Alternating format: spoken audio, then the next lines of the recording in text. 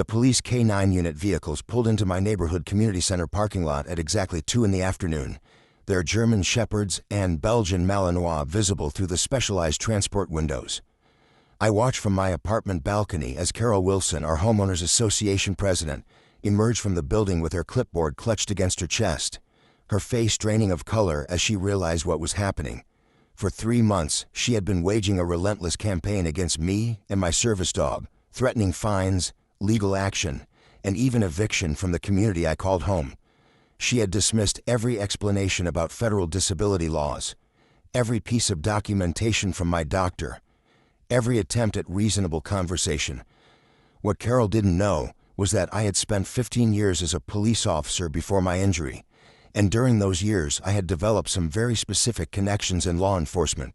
She was about to discover that her crusade against my legally protected service animal had just collided with a training exercise that would expose her ignorance to the very people whose authority she claimed to understand. My name is Benjamin Cook, and until a roadside bomb in Afghanistan changed everything, I had been living what most people would consider a normal life. I served my country, came home, joined the police force, and worked my way up through the ranks until that night when a drunk driver ran a red light and turned my patrol car into twisted metal. The traumatic brain injury left me with PTSD, anxiety attacks, and a medical retirement that felt more like a death sentence than a new beginning. That's when Luna came into my life, a golden retriever trained specifically to detect the onset of my panic attacks, provide deep pressure therapy during episodes, and guide me to safe spaces when my anxiety overwhelmed my ability to think clearly. She wasn't just a pet or even just a companion. She was medical equipment that happened to have fur, a wagging tail, and an uncanny ability to sense my emotional state before I even recognized it myself. When I moved into Sunset Gardens, a modest townhome community about 20 minutes from downtown, I thought I had found the perfect place to rebuild my life. The neighborhood was quiet, the neighbors seemed friendly, and the homeowners association appeared to be the kind of reasonable organization that focused on maintaining property values rather than micromanaging residents' lives. For the first few months, everything went smoothly. Luna and I established our routines. I began attending therapy sessions at the nearby Veterans Center, and I even started to feel like I might be able to create something resembling normalcy in this new chapter of my life.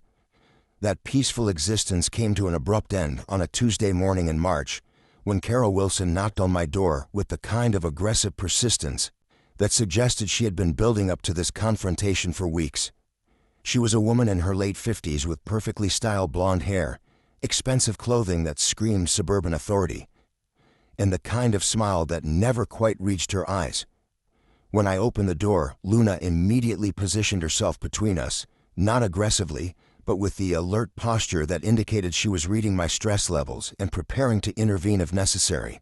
Before we see how this ends, tell us where you're watching from and hype this video in the comments.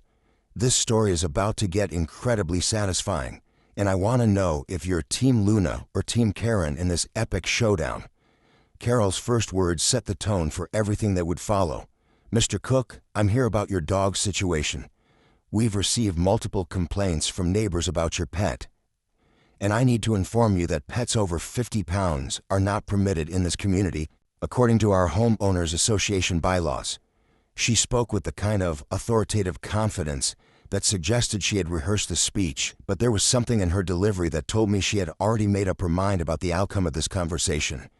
I took a deep breath, feeling Luna's warm presence against my leg as she performed one of her trained responses to my rising stress levels. "Ma'am, Luna isn't a pet. She's a service dog, and she's protected under the Americans with Disabilities Act. I have all the necessary documentation if you'd like to review it." I kept my voice calm and professional, drawing on my years of police training in de-escalation techniques. Carol's expression shifted from authoritative to dismissive with startling speed. "I don't care what kind of paperwork you think you have. The rules are the rules, and dogs over 50 pounds are not allowed, period.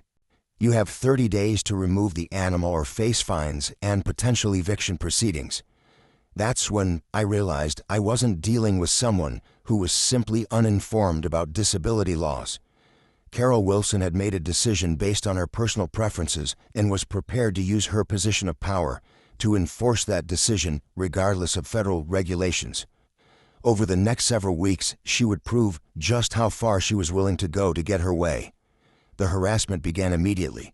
Within days of our first conversation, I started receiving certified letters from the Home Owners Association demanding that I remove my unauthorized pet from the premises.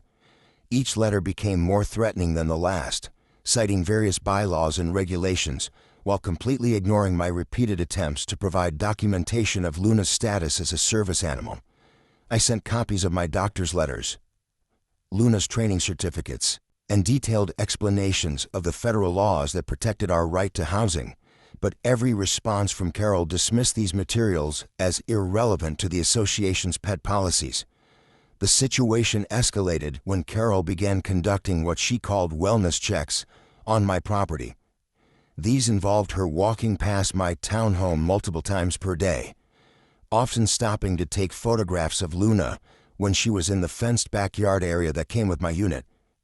She would position herself just outside the property line and document Luna's activities with the dedication of a private investigator building a case. When I confronted her about this behavior, she claimed she was simply ensuring that all residents were following community guidelines. The breaking point came when Carol organized what she euphemistically called a community meeting to discuss the pet situation that was affecting neighborhood harmony.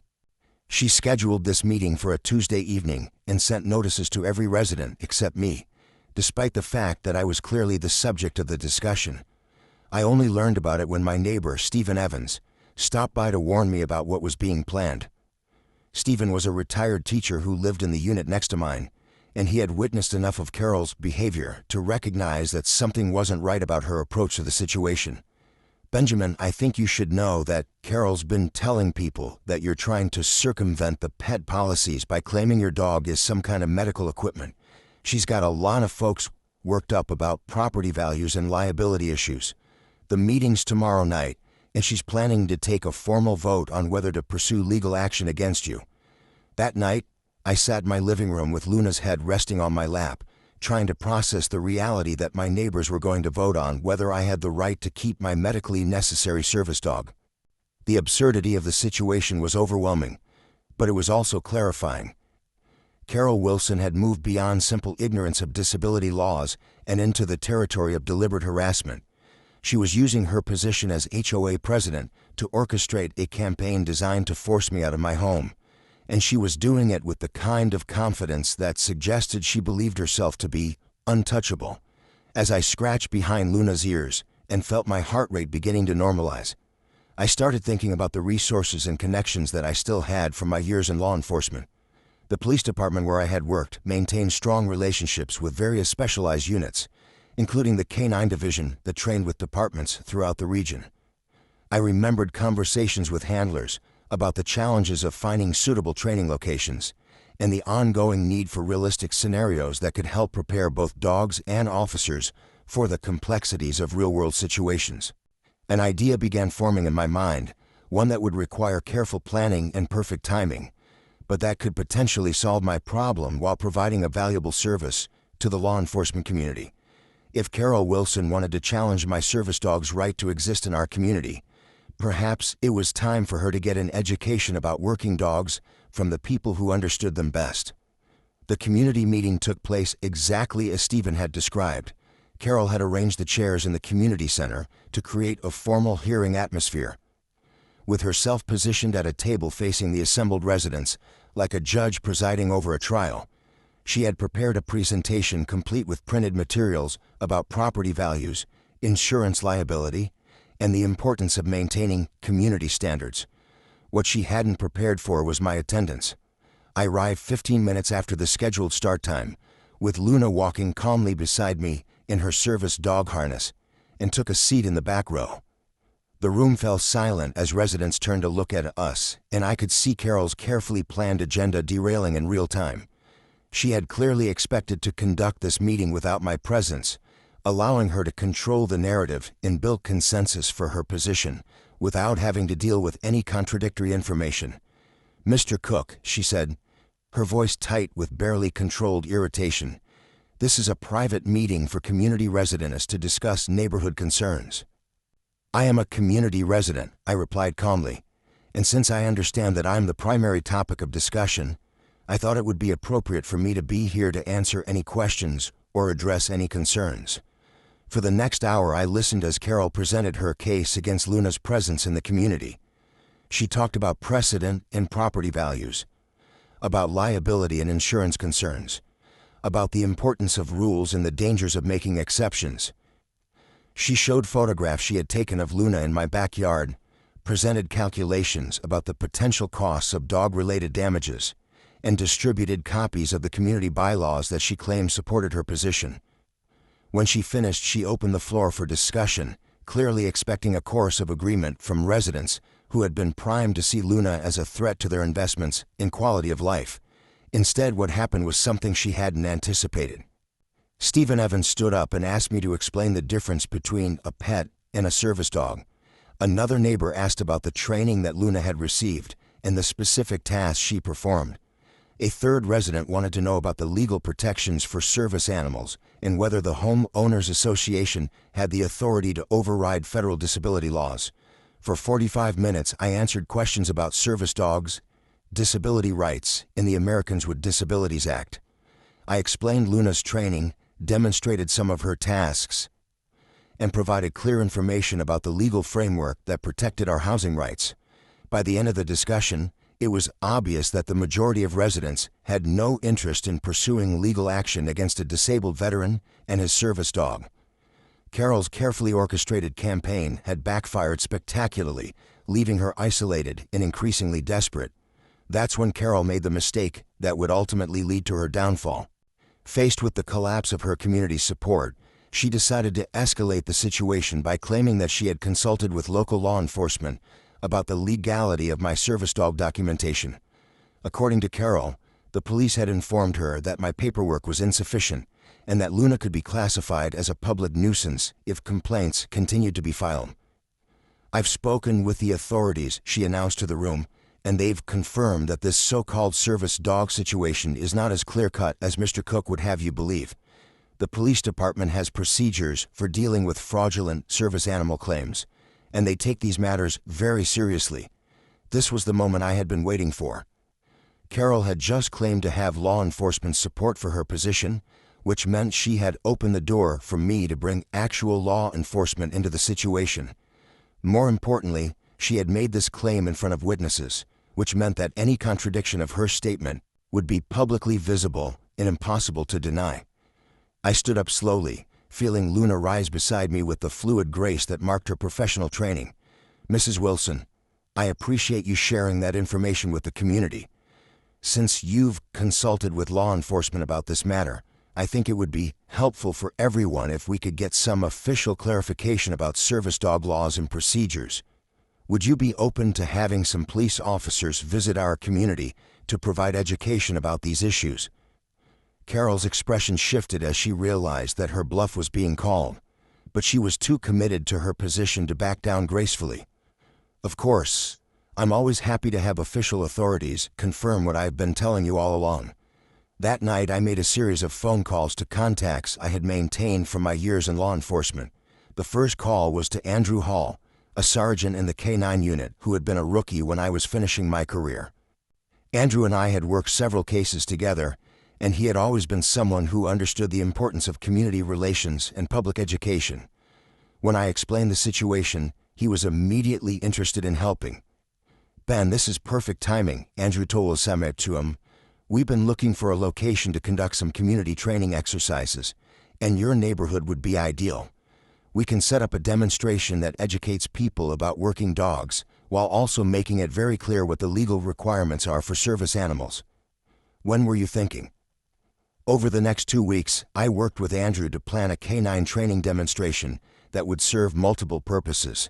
The primary goal was to provide valuable training and opportunities for police dogs and handlers. But the secondary benefit was that it would give the community a clear understanding of working dog capabilities and legal protections.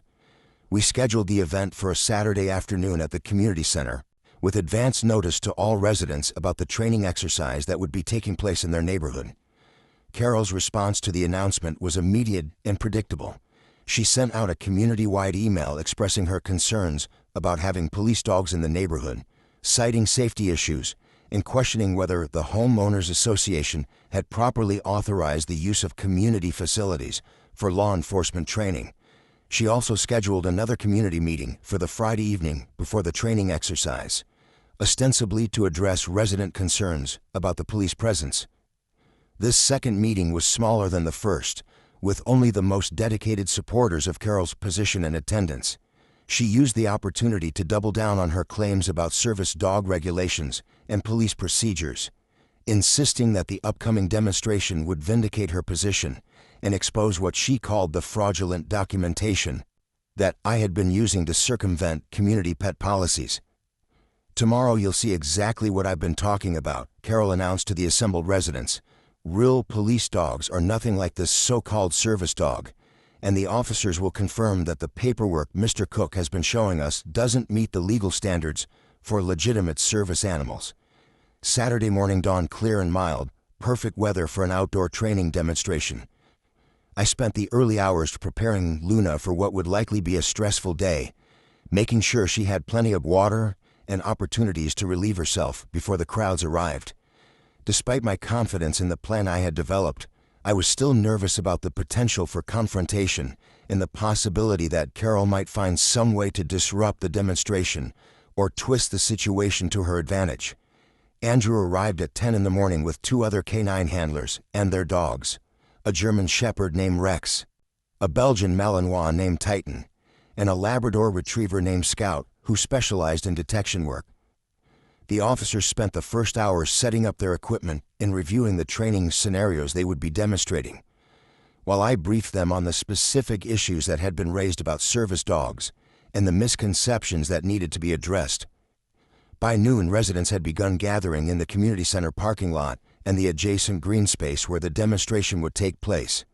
I positioned myself near the back of the crowd with Luna sitting calmly beside me, both of us wearing our most professional demeanor. Carol arrived fashionably late, making a grand entrance with her clipboard and camera, clearly intending to document whatever she expected to see.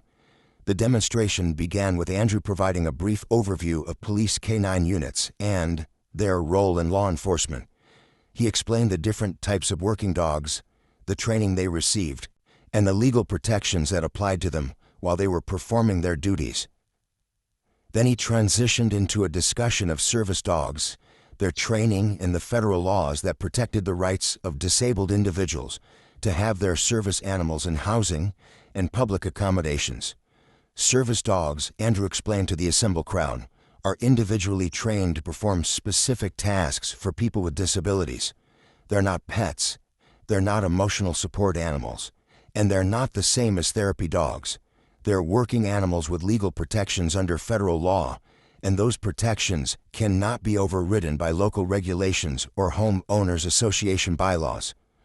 I watched Carol's face as Andrew spoke, and I could see the moment when she realized that her position was about to be completely undermined by the very law enforcement officer she had claimed supported her. Her expression shifted from confident anticipation to growing concern, and she began taking notes with the frantic intensity of someone trying to find loopholes in information that contradicted everything she had been saying. The practical demonstration that followed was even more devastating to Carol's position. Rex demonstrated his ability to detect narcotics and apprehend suspects. Titan showed off his skills in building searches and crowd control, and Scout performed an impressive display of explosive detection techniques. Each dog worked with the kind of focused precision that made it obvious they were highly trained professionals performing complex tasks. Then Andrew asked me to bring Luna forward for a comparison demonstration. "This is Luna, a service dog who works with Benjamin Cook, a disabled veteran who lives in your community. Luna is trained to detect the onset of panic attacks, provide deep pressure therapy during anxiety episodes, and guide her handler to safe locations when his PTSD symptoms become overwhelming. She's not a police dog, but she's every bit as much a working animal as the dogs you've just seen." Luna performed flawlessly, demonstrating her ability to respond to my subtle cues indicating rising stress levels, positioning herself to provide physical support, and executing the trained behaviors that help me manage my disability symptoms. The crowd watched in respectful silence as she worked, and I could see the understanding dawning on faces throughout the audience. This wasn't a pet that I was trying to sneak past community regulations. This was a highly trained medical device that happened to have 4 legs and a tail. When the formal demonstration concluded, Andrew opened the floor for questions from the community. The first several questions were straightforward requests for information about police dog training and capabilities, but then the conversation turned to service dogs and disability rights. Residents wanted to know about the legal requirements for service dog documentation, the process for obtaining a service animal, and the rights and responsibilities of both disabled handlers and the communities where they lived. Andrew answered each question with the authority of someone who had spent years working with dogs and understanding the legal framework that governed their use. He explained that legitimate service dogs were not required to be registered with any government agency, that identification cards and certificates were not legally mandated, and that housing providers could not charge additional fees or deposits for service animals. Most importantly, he made it clear that homeowners associations had no authority to override federal disability protections. The Americans with Disabilities Act is federal law, Andrew stated firmly, and it supersedes any local regulations or private agreements that would restrict the housing rights of disabled individuals and their service animals. Any attempt to ban or restrict a legitimate service dog would be a violation of federal civil rights law. That's when Carol made her final fatal mistake. Unable to accept that her position had been completely demolished by the very law enforcement officers she had claimed supported her, she stood up and challenged Andrew's statements directly. "Officer, I think there's been some miscommunication here. When I spoke with the police department about this situation, I was told that the documentation Mr. Cook provided was insufficient and that his dog could be considered a public nuisance. Are you saying that the officers I spoke with were wrong?" The silence that followed Carol's question was deafening.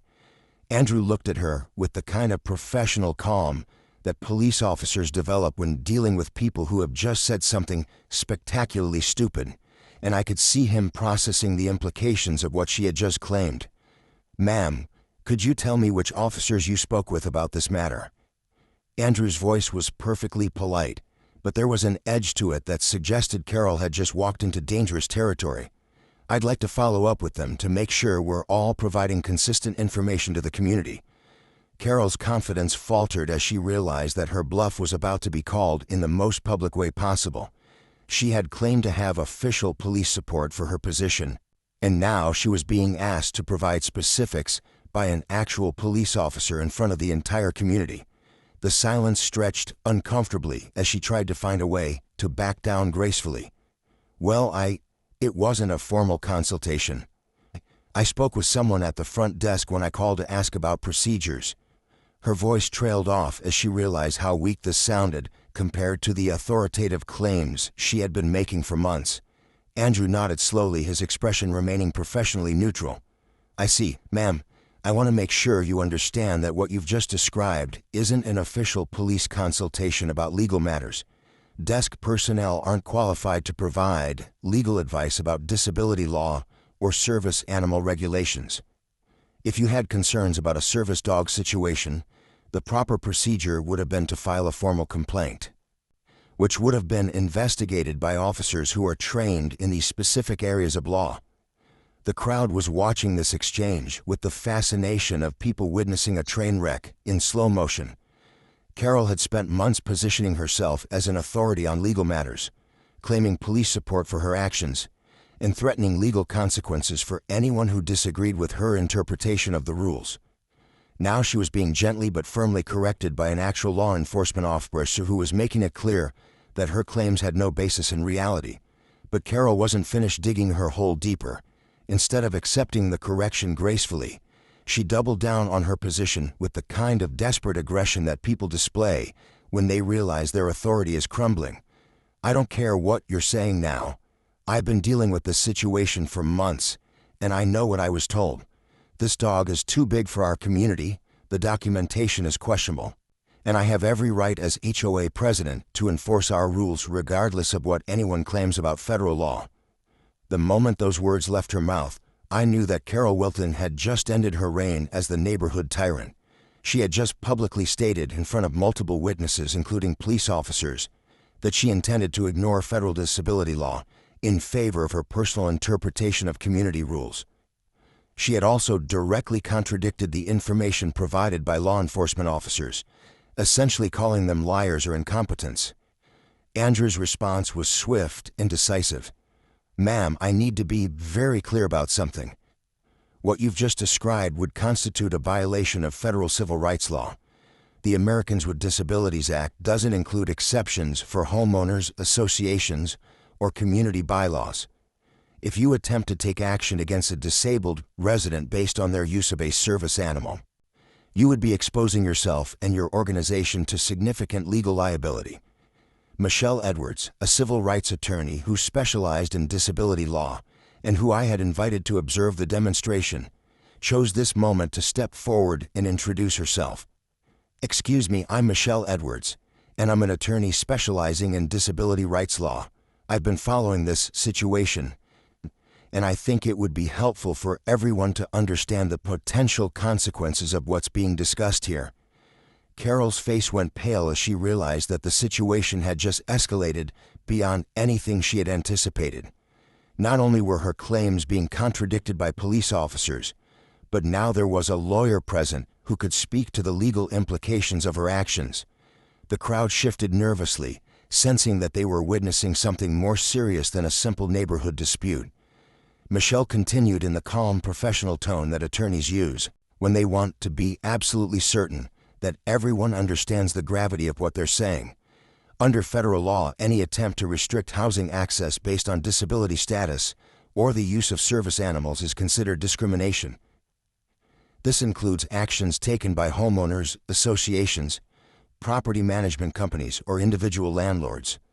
The penalties for such discrimination can include monetary damages, attorney fees, and injunctive relief requiring policy changes. The crowd was completely silent now, absorbing the implications of what they had just heard. Carol stood frozen, apparently realizing for the first time that her months-long campaign against me and Luna had potential legal consequences that extended far beyond simple community politics.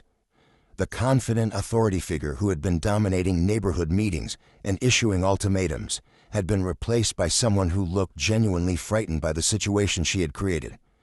As the crowd began to disperse, I noticed that several residents approached me to apologize for the situation and to express their support for Luna and me.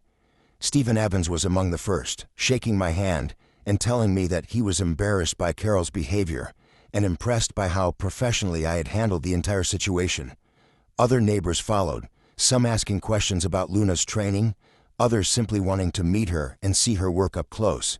Carol, meanwhile, had retreated to the edge of the parking lot where she stood with her clipboard pressed against her chest, apparently trying to process what had just happened to her carefully constructed campaign.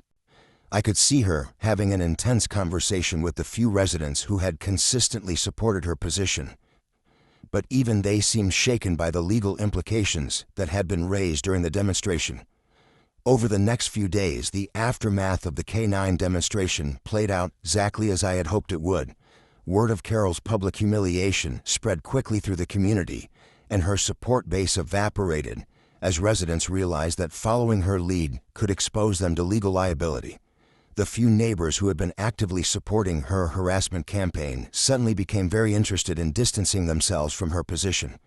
The first sign that Carol's position had fundamentally changed came on Tuesday morning when I found a certified letter in my mailbox.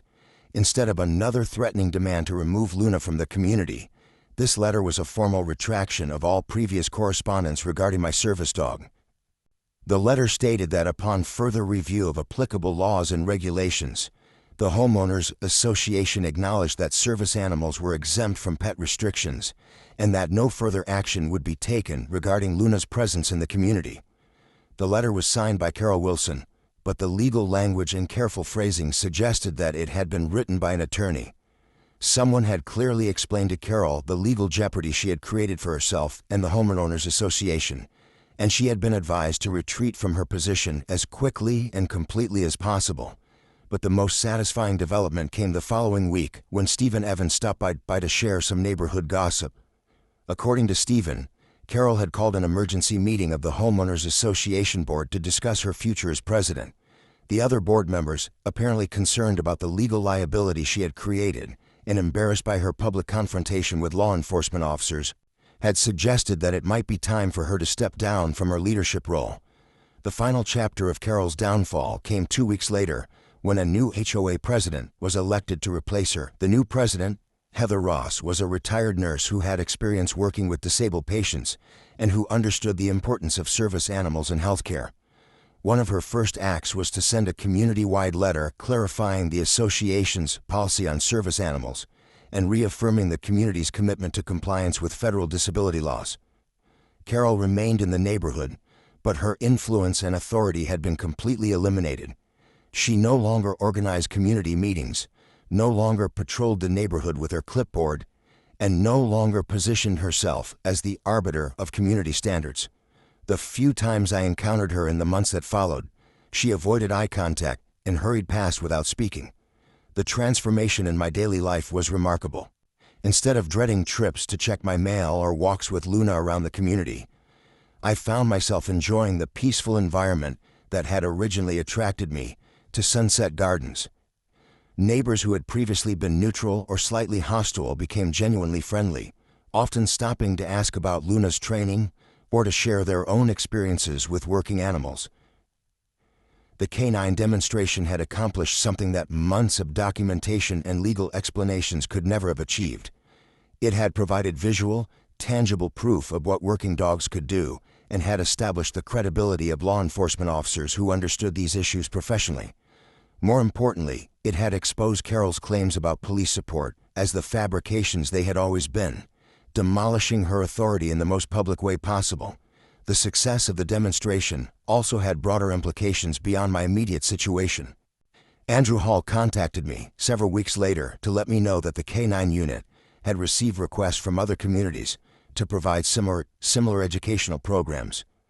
Apparently, word had spread through law enforcement circles about the effectiveness of using working dog demonstrations to educate the public about service animal laws and disability rights. "What you did was brilliant," Andrew told me during one of our follow-up conversations. "You found a way to solve your immediate problem while providing a valuable service to both the law enforcement community and disabled individuals who face similar challenges. We're planning to develop this into a regular community outreach program." Michelle Edwards had similar feedback from the legal perspective. She told me that the case had become a model for how disabled individuals could advocate for their rights while building community support rather than simply relying on legal threats. The combination of education, professional credibility, and public demonstration had been far more effective than traditional legal approaches in changing attitudes and behaviors. The experience also taught me valuable lessons about advocacy and self-representation. I had spent months trying to resolve the situation through reasonable discussion and documentation, becoming increasingly frustrated as Carol dismissed every attempt at rational conversation. It wasn't until I shifted strategies and used my law enforcement connections to create a public education opportunity that I was able to break through her resistance and expose the weaknesses in her position. Looking back on the entire experience, I realized that Carol had actually done me a favor by escalating the situation to the point where a public resolution became necessary. If she had been more reasonable in her initial approach, I might have spent years dealing with low-level harassment and passive-aggressive behavior that would have been difficult to address directly. Instead, her aggressive overreach created the opportunity for a comprehensive solution that not only resolved my immediate problem, but also established a framework for protecting other disabled residents who might face similar challenges in the future. 6 months after the K-9 demonstration, I received an unexpected visit from Brian Reed, a disabled veteran who was considering moving into the community.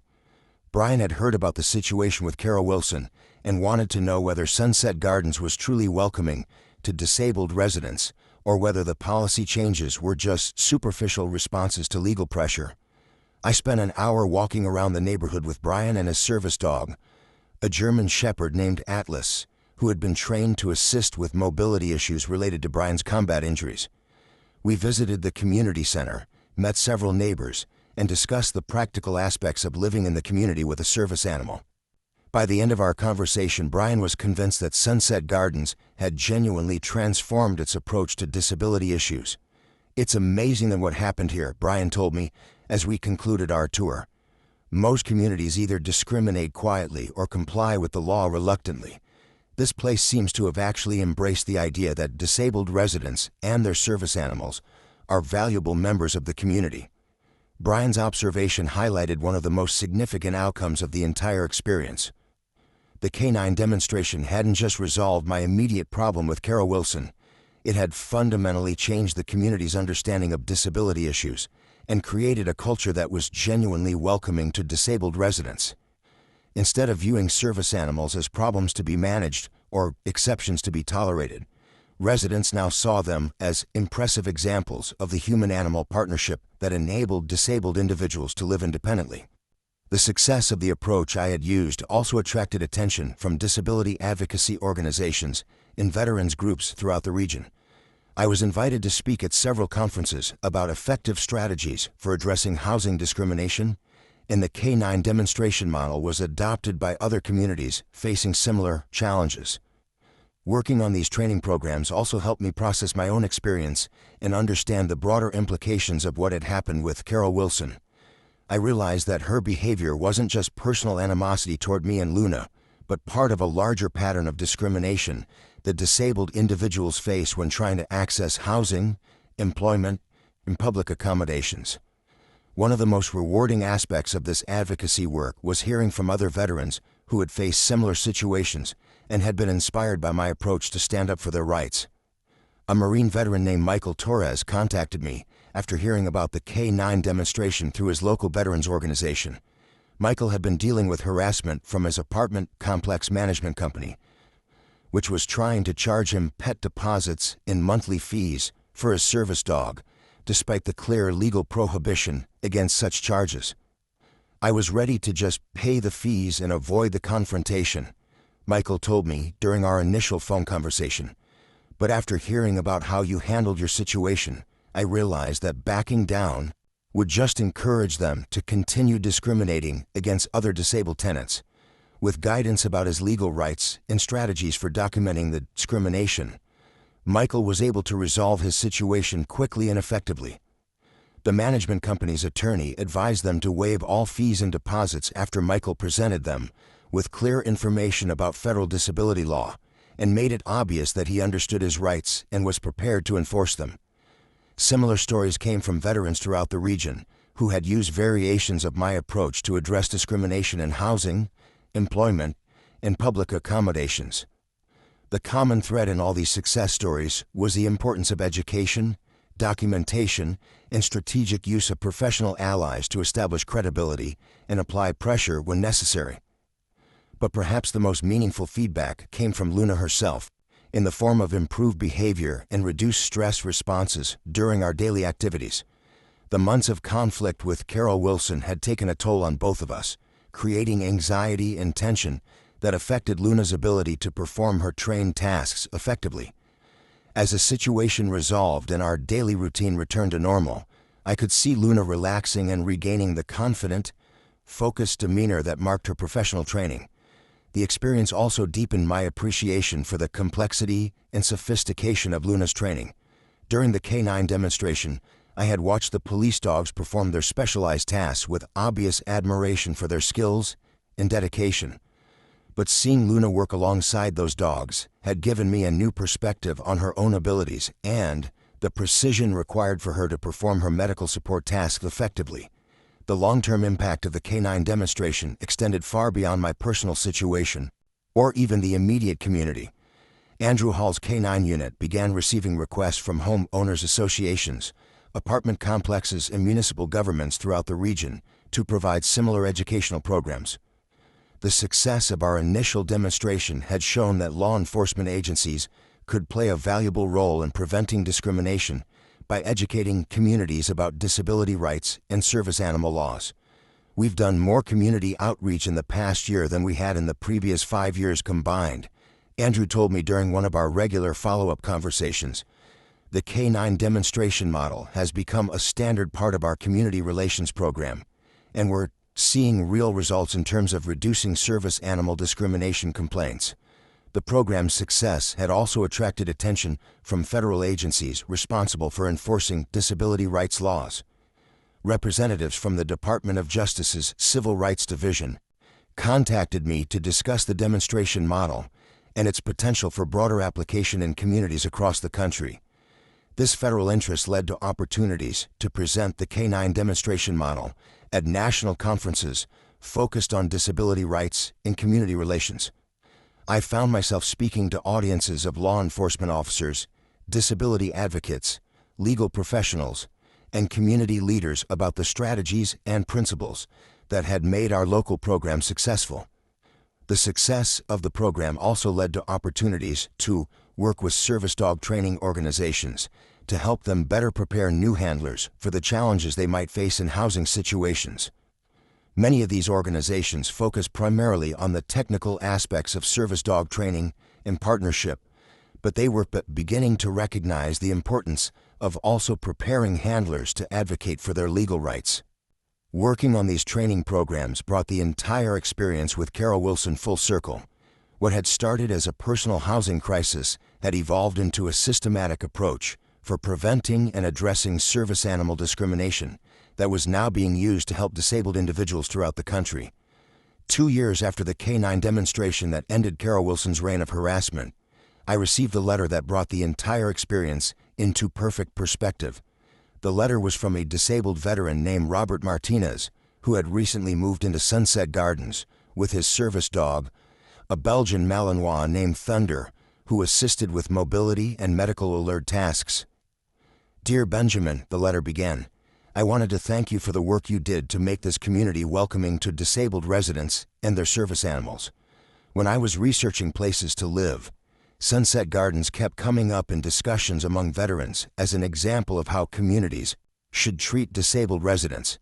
The reputation you helped establish here made my housing search much easier and gave me confidence that Thunder and I would be accepted and respected." Reading Robert's letter reminded me of all the reasons why I had fought so hard to keep my place in Sunset Gardens, rather than simply moving somewhere else when Carol's harassment began. It wasn't just about my personal housing situation. It was about establishing the principle that disabled individuals have the right to live in the communities of their choice without facing discrimination or harassment. The success of that fight had created benefits that extended far beyond my own situation. Other disabled veterans like Robert were now able to move into the community with confidence, knowing that their rights would be respected and their service animals would be welcomed. The educational programs that had grown out of the K9 demonstration were helping disabled individuals throughout the region access their housing rights more effectively. As I finished reading Robert's letter, Luna looked up at me from her favorite spot on the living room carpet, her tail wagging slightly as she sensed my positive emotional state. She had no way of understanding the broader implications of what we had accomplished together, but she knew that our home was secure, our community was welcoming, and our daily routine was peaceful and predictable. That evening, as we took our usual walk around the neighborhood, I reflected on how much had changed since those difficult months when Carol Wilson had seemed determined to drive us out of the community. The same streets that had once felt hostile and unwelcoming were now filled with neighbors who knew Luna by name and understood the important work she did. The experience had taught me that sometimes the most effective way to fight discrimination is not through private negotiation or legal threats, but through public education that exposes ignorance and builds community support for doing the right thing. Carol Wilson's downfall hadn't come from legal action or administrative complaints, but from her own words being contradicted by knowledgeable professionals in front of the people whose respect she needed to maintain her authority. Today, as I write this account of those events, Luna is sleeping peacefully beside my desk, secure in the knowledge that this is our permanent home and that our community values and protects our right to be here. The story of Carol Wilson's campaign against my service dog in its ultimate failure, serves as a reminder that federal disability rights laws are only as strong as the people who are willing to enforce them and the communities that are willing to learn about and respect them. In the end, Carol Wilson did me a favor by escalating her harassment to the point where a comprehensive public response became necessary. Her overreach created the opportunity for a solution that was far more effective and lasting than anything that could have been achieved through private negotiation or quiet legal settlement. Her defeat became the foundation for a community transformation that continues to protect and welcome disabled residents and their service animals. And Luna, the service dog that Carol Wilson tried so hard to ban from our community, has become something of a neighborhood celebrity, known and respected by residents who understand that her presence makes our community stronger, more inclusive, and more committed to the principles of equal access and dignity that define the best of American values.